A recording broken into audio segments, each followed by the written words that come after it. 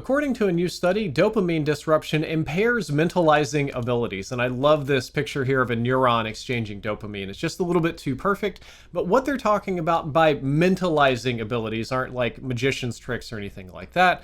Rather, they're talking about our ability to attribute states to ourselves and others, or mental states, a process known as mentalizing, i.e., recognizing human emotions, having empathy, understanding how you're doing, how other people are doing, sort of zooming out and viewing yourself from the third person. So what scientists decided to do is recruit, I believe it was 43 different people in this particular study, all with an average age of 26 years old. And they had half of the group take a dopamine blocking drug called haloperidol, or a placebo in a double-blind setup, meaning neither the participants nor the researchers knew which substance was administered on which day. And haloperidol, man, I hope I'm saying that right, works by blocking dopamine receptors, thus reducing dopamine activity in the brain. Then each participant underwent a series of tasks designed to measure mentalizing, emotional recognition, working memory, motor function. They mostly were involved in interpreting short animations, so it probably would only be a little bit more advanced than asking people to recognize the emotions here on an image like this. Very, very simple, straightforward test. And the results were very straightforward. The people who took the dopamine reducing drug also had reduced ability to accurately label the mental states depicted in the animations that they were shown, thus suggesting a direct role for dopamine in mentalizing, which is a sort of, again, third person zoom out, understand yourself, understand other people, just sort of a higher level of thought, a type of metacognition.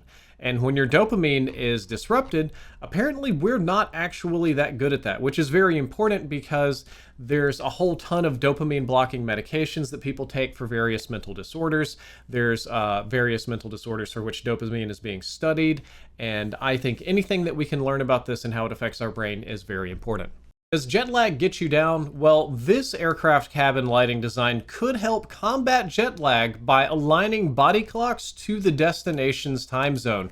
As you can see, it looks like somebody just put a little row of LED lights across the ceiling in order to try to solve this problem. And honestly, that's not too far from the truth, except that it's also hooked up to a timer to do some very, very specific things. So the basic idea behind this is that the lights in the plane mimic the circadian rhythm of the place that you're landing. So when you're taking ultra long haul flights, which are flights over 24 hours, the interior of the plane is actually synced to the destination that you're going to, and the interior lighting will more or less mimic that of the circadian rhythm of wherever you're going. As most of you probably know by being told not to stare at your phones all night, light plays an important part in controlling our body clocks, and by manipulating the time, strength, and wavelengths of light during a flight, it is possible to help passengers adapt to a destination's time zone and help reduce jet lag. It's got 3 different time zones. We've got awake, which is a broad spectrum, blue enriched lighting to help customers adjust to the destination time zone.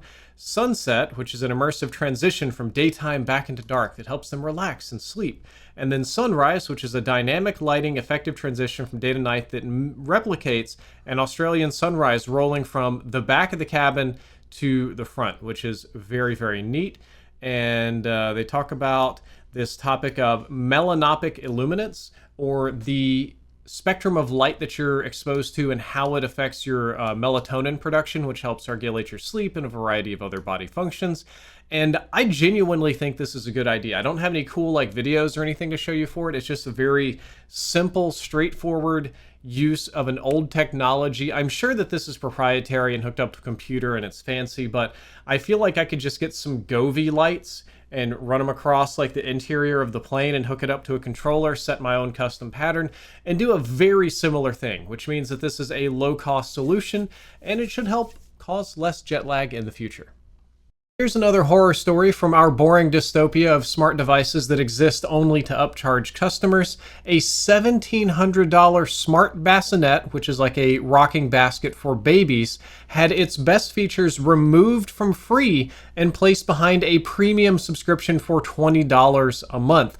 So parents bought this $1,700 baby rocker, a little crib, a little thing for the baby to sleep in, and it's a smart bassinet. It's supposed to monitor the baby and do a lot of things, but it initially came with most of these features for free, and a premium feature had some extra things. Well, now almost the entire bassinet is locked behind premium, so after spending $1,700, you now have to spend $20 a month for a premium subscription charge, which is just insane to me. The parents are most upset not with the concept of paying for a premium membership for premium features. A lot of us do that with our smart devices, but rather that the features that were advertised as coming with the device retroactively got put behind a paywall. So that's just downright brutal. And they're saying the worst thing that got put behind the paywall is a happiest baby mode, which when the baby cries and fusses and makes noise, it'll automatically rock and like try to relax them.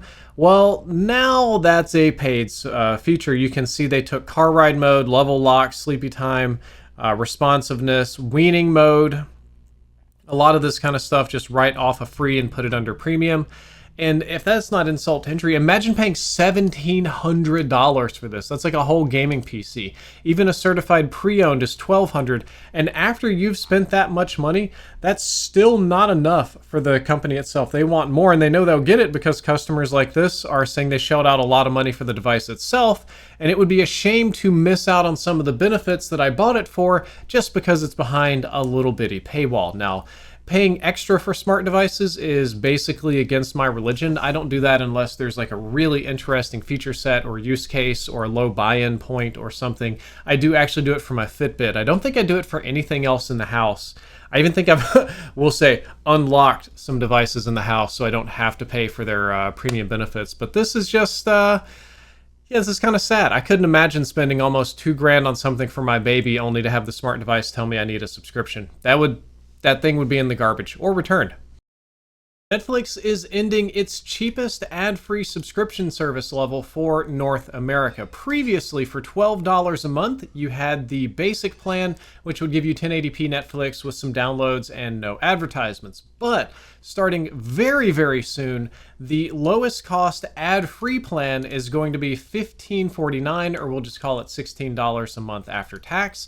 And that's what you'll have to move to after Netflix rolls this out. Or you can move down to the $7 a month plan, which has ads and limited devices, and of course is a premium for $23 if you want 4K.